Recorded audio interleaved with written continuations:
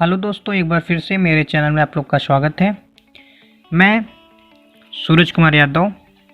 आज मैं आप लोगों को इलेक्ट्रीशियन थ्योरी के 1500 क्वेश्चन का सीरीज लेके आया हूं, जो कि डेली में 25 क्वेश्चन अपलोड करूंगा और नए नए टेक्निकल वीडियो यदि कोई अपडेट रहेगा मैं उसको भी अपलोड करता रहूँगा।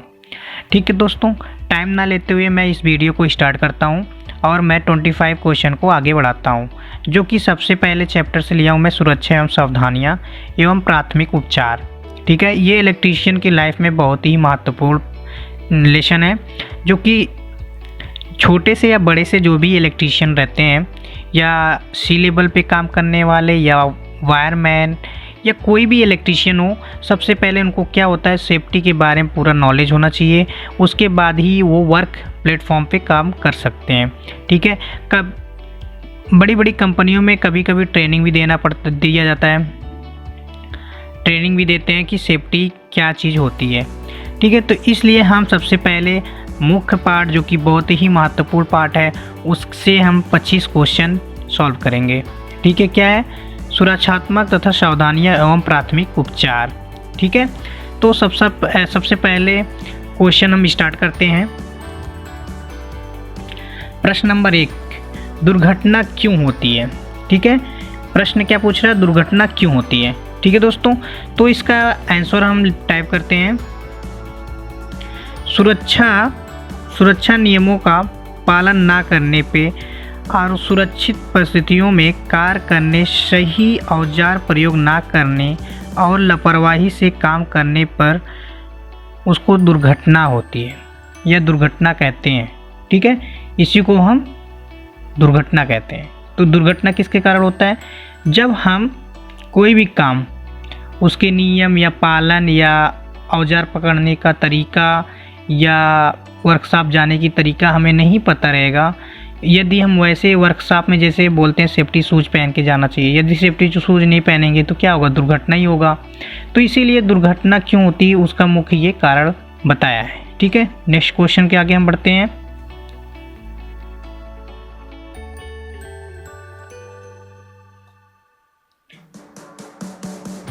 अभी पूछा था दुर्घटना क्या है। ठीक है, दूसरा क्वेश्चन है दुर्घटना से बचाव के लिए क्या क्या उपाय करना चाहिए। ठीक है, तो सबसे पहले क्या होता है? सुरक्षा नियमों का पालन करें। पहला है कार्यशाला में उपयुक्त पोशाक पहनकर ही जाएं। ठीक है, मैं इसका अर्थ बता देता हूँ। जैसे कि आप हर जगह वर्कशॉप में अलग अलग ड्रेस कोडेड होती हैं। जैसे मोबाइल कंपनी में जाएंगे तो वहाँ पे क्या होता है? एप्रन होता है, कैप होता है, शूज होता है, उसको पहन के अलाउ करते हैं। यदि आप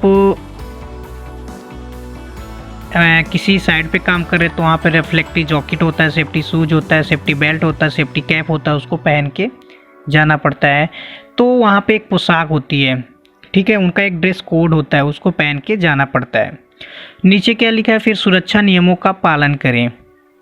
सुरक्षा नियमों का पालन करें, वहाँ पे एक बोर्ड या किसी तरह गाइडलाइन सूचनात्मक चिन्ह बना दिया जाता है कि वहाँ पे क्या सुरक्षा है, क्या नियम है बनाया गया, इसके नियम के दायरे में आप काम करें। ठीक है, यदि अभी आपको बोल दिया गया कि ये इतना वज़न होना चाहिए या इतनी स्पीड में मशीन चलना चाहिए, ये सब चीज़ का विशेष ध्यान देना पड़ता है। ठीक है, तो वहाँ पे यदि गाइडलाइन दिया गया तो उस गाइडलाइन का पालन करें। ठीक है, नेक्स्ट क्या है? सुरक्षा चिन्हों का अनुपालन करें। ठीक है, वहाँ पे सिंबल बनाया जाता है, चिन्ह बनाया जाता है, वहाँ पे क्या कैसा है उसका भी पालन करना चाहिए। ठीक है, प्रत्येक कार्य के लिए सही औजार का ही प्रयोग करें। अब मैं आपको औजार के बारे में बताता हूँ। ठीक है, जैसे कि ये लिखा गया औजार का सही प्रयोग करें। मान लीजिए हमें इलेक्ट्रीशियन है, अच्छे कारीगर हैं, हमें और चालू लाइन में काम करना है। यदि आपके पास प्लायर ठीक नहीं रहेगा तो आप लाइन नहीं जोड़ सकते। इसलिए हमें प्लायर को से काम करने से पहले भली बात प्लायर को चेक कर लें, लाइन टेस्टर को चेक कर लें, कहीं लाइन टेस्टर में करंट तो नहीं उतर रहा है, प्लायर इंसुलेटेड तो नहीं है, कटा हुआ है। तो इस तरह हम पहले अपने मुख्य औजार को चेक करते हैं। ठीक है, उसके बाद ही हम साइड पे काम करने जाते हैं। ठीक है, अब नेक्स्ट क्या है, प्रत्येक कार्य को ध्यानपूर्वक करें। ठीक है, यदि हमारा जो काम है, जो हमारा साइड है जिस पे हम काम कर रहे हैं, उसको ध्यानपूर्वक काम करना चाहिए कि नहीं काम कर रहे हैं यहाँ पे और मन है कहीं और, तो उस तरह दुर्घटना हो सकती है। ठीक है, दुर्घटना बचने के लिए हमने आपको 5 मुख्य कारण बता दिया। ठीक है, नेक्स्ट चलते हैं दोस्तों। क्वेश्चन नंबर 3, विद्युत संबंधित मुख्य सुरक्षा नियम क्या क्या है। ठीक है, मीन्स हमें विद्युत से सुरक्षा या लाइट सुरक्षा के लिए मुख्य नियम क्या क्या होता है। ठीक है, तो सबसे पहला नियम हम जान लेते हैं, किसी मेन स्विच को तब तक ऑन नहीं करना चाहिए जब तक कि यह निश्चित ना हो जाए कि उस स्विच से संबंधित विद्युत लाइन पर कोई व्यक्ति कार्य नहीं कर रहा है। ठीक है, मतलब तो समझ में आ गया होगा। देखिए, हमें तब तक ऑन नहीं करना चाहिए कोई भी मेन स्विच, जैसे डीपी या टीपीआईसी। टीपीआई मतलब ट्रिपल पोल स्विच। ठीक है, डबल पोल स्विच हमें तब तक नहीं ऑन करना चाहिए कि हमें पता कर लेना चाहिए यदि कोई मोटर खोला तो नहीं है या कोई वहाँ पे रिपेयर नहीं कर रहा है, तो भली बात हमें पहले पता कर लेना चाहिए। इसीलिए तो मेन एमसीबी या मेन टीपीआईसी डाउन है, तो पहले पता कर लेना चाहिए, उसके बाद हमको लाइन को सप्लाई को चालू करना चाहिए। ठीक है, नेक्स्ट, किसी विद्युतिक मशीन अथवा उपकरण को तब तक ना छुए जब तक कि यह सुनिश्चित ना कर लें कि उसकी बॉडी में विद्युत धारा अनैच्छिक प्रवाह तो नहीं हो रहा है।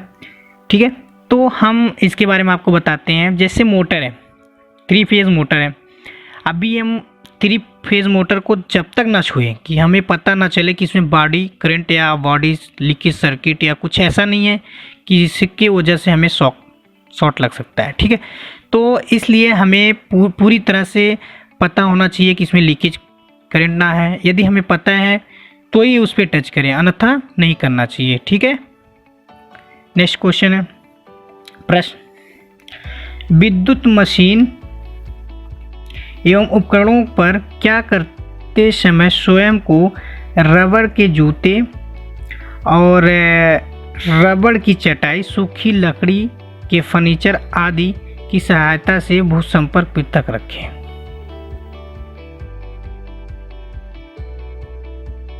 ठीक है, जैसे विद्युत मशीनों एवं उपकरणों पर कार्य करते समय यदि आप चालू लाइट है, ठीक है, मेन एमसीबी या टीपीआईसी या डीपीआईसी आपने डाउन नहीं किया है, यदि चालू लाइट है उस समय आप काम कर रहे हैं तो अपने आप को पहले इंसुलेटेड करें। वही बताया कि इंसुलेटेड करने के लिए आपको रबड़ के जूते या रबड़ की चटाई, सूखी लकड़ी के फर्नीचर हो, उसकी सहायता से आप भूखे फिर तक रखें। ठीक है, मतलब इंसुलेटेड रखें। ठीक है, क्वेश्चन नंबर 4 पे चलते हैं हम। विद्युत झटके से क्या तात्पर्य है। ठीक है, इसका आंसर जान लेते हैं हम। जब किसी व्यक्ति के शरीर में विद्युत धारा प्रवाह स्थापित हो जाता है तो उससे एक झटका सा महसूस होता है जिसे हम विद्युत झटका कहते हैं। कभी कभी आप प्रेस करते होंगे, यदि उसमें लीकेज वोल्टेज आता है, ठीक है, हाथ को टच करते तो एक अजीब सा झंझनाहट होता है, उसी को विद्युत झटका कहते हैं। ठीक है, नेक्स्ट क्वेश्चन चलते हैं हम। विद्युत धारा के संपर्क में आ जाने पर झटका क्यों लगता है। अभी पूछा था प्रश्न है विद्युत झटके से क्या तात्पर्य है, अब प्रश्न पूछ रहा है विद्युत धारा के संपर्क में आ जाने पर झटका क्यों लगता है। ठीक है दोस्तों, तो इसका आंसर जान लेते हैं हम। समांतर 90 वोल्ट से अधिक वोल्टेज की सप्लाई लाइन के संपर्क में आ जाने से हमारे शरीर के आर पार विद्युत धारा प्रवाह स्थापित हो जाता है। विद्युत धारा प्रवाह की गति हमारे रक्त प्रवाह गति से बहुत अधिक होती है, इसी कारण हमें झटका लगता है। ठीक है दोस्तों, नेक्स्ट क्वेश्चन की तरफ हम बढ़ते हैं अब 6 नंबर पे। विद्युत धारा प्रवाह की गति कितनी होती है।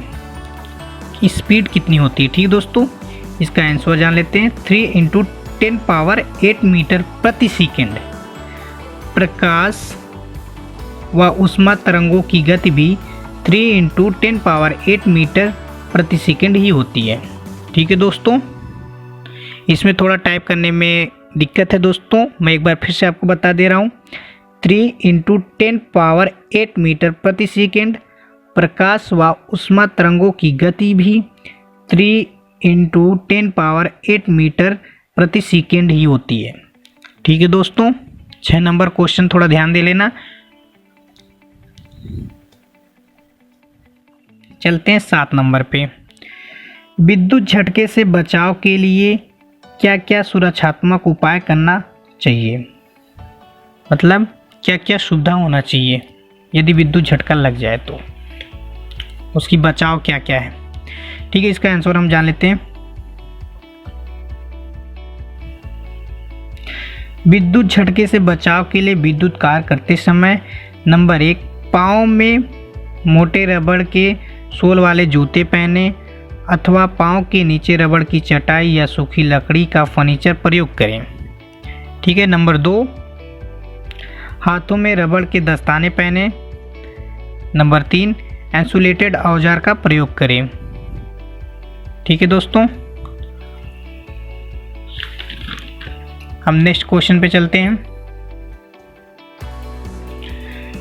8 नंबर पे, विद्युत झटका लगने पर मानव के शरीर में क्या क्या दोष पैदा हो सकते हैं, मतलब किसी व्यक्ति को लाइट मार दे तो उसके शरीर के अंदर क्या क्या दोष दुश्मन होता है, क्या क्या हानियाँ होती है।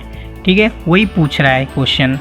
तो इसका आंसर होगा, विद्युत झटका लगने से शरीर पर छाले पड़ सकते हैं, किसी अंग का मांस जल सकता है, व्यक्ति मूर्छित हो सकता है, श्वास में बाधा उत्पन्न हो सकती है और हृदय की गति रुकने से व्यक्ति की मौत भी हो सकती है।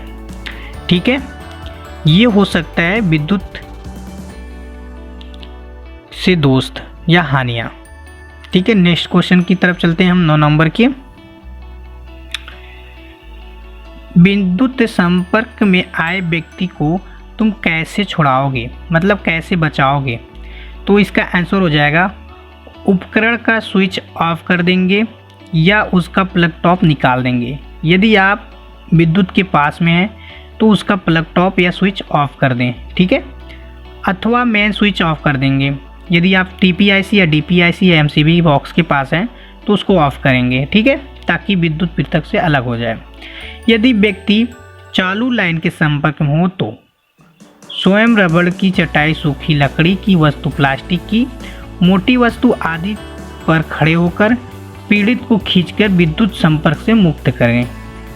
ठीक है, पहले आप भली बात सुरक्षित इंसुलेटेड होइए, उसके बाद व्यक्ति को बचाइए। ठीक है, नहीं तो आपको भी विद्युत के चपेट में आ सकते हैं आप। क्वेश्चन नंबर 10, किसी विद्युत मशीन अथवा उपकरण का स्थान परिवर्तित करना हो तो क्या सुरक्षात्मक और सावधानियां अपनानी चाहिए। ठीक है, इसका आंसर होगा, स्थान परिवर्तन से पूर्व विद्युत मशीन अथवा उपकरण को विद्युत स्रोत पृथक कर देना चाहिए। इसके लिए उपकरण को स्विच ऑफ कर दें और उसका प्लग टॉप सर्किट से निकाल दें। ठीक है, जैसे कि आप प्रेस कर रहे हैं, अब उसको हमें अलग करना है तो सबसे पहले क्या करते हैं लोग, गलती क्या करते हैं, स्विच ऑफ नहीं करते हैं, प्लग टॉप को खींचते हैं, लीड को पकड़ के खींचते हैं। वो क्या होता है, दुर्घटना हो सकती है उससे। सबसे पहले हमें स्विच को ऑफ करना चाहिए, उसके बाद प्लग टॉप को पकड़ के निकाल देना चाहिए। ठीक है, क्वेश्चन नंबर 11, किसी विद्युत उपकरण की मेंस लीड को सर्किट से निकालते समय क्या सावधानी अपनानी चाहिए। मैंने अभी वही बताया जस्ट, किसी भी सर्किट जो मेंस लीड होती है, लीड, उसको निकालते समय क्या सावधानी अपनानी चाहिए, वही मैं बता रहा हूँ। उत्तर इसका होगा आंसर, मेन लीड को सर्किट से पृथक करने के लिए प्लग टॉप को पकड़ के खींचना चाहिए। ठीक है, प्लग टॉप को पकड़ के खींचें ताकि मेंस लीड में खिंचाव ना हो और कोई दोष उत्पन्न ना हो। ठीक है, क्वेश्चन नंबर चलते हैं 12 में। जले हुए फ्यूज को बदलने से पूर्व क्या सुरक्षा सावधानियां अपनानी चाहिए? यदि आपके घर में फ्यूज जल गया है तो हमें अपने घर की जो फ्यूज लगाना है तो क्या क्या सुरक्षा या सावधानियां चलाना चाहिए?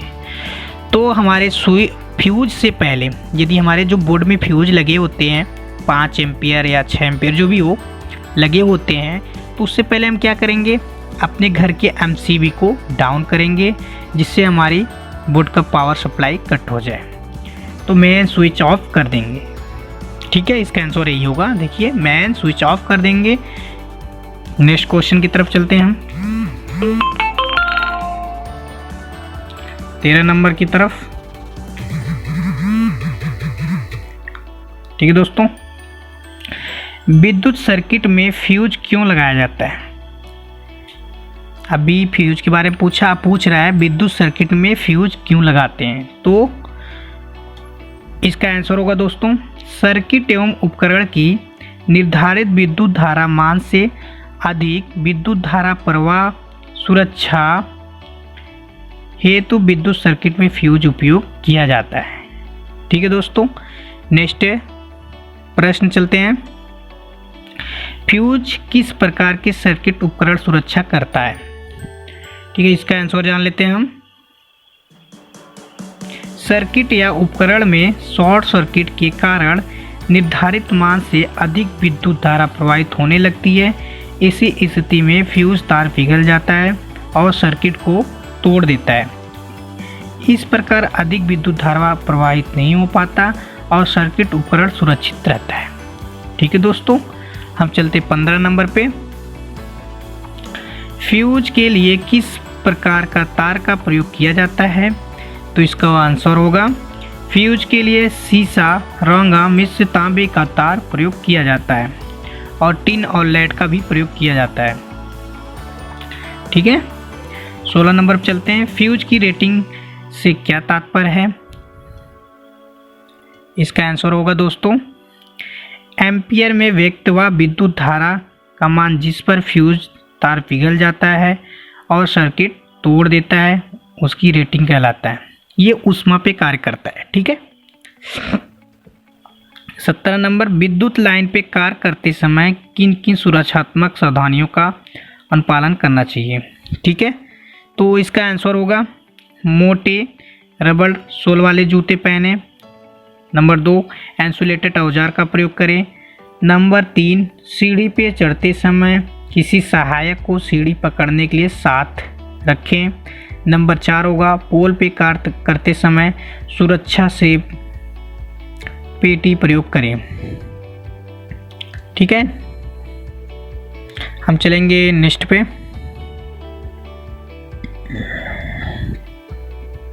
18 नंबर पे।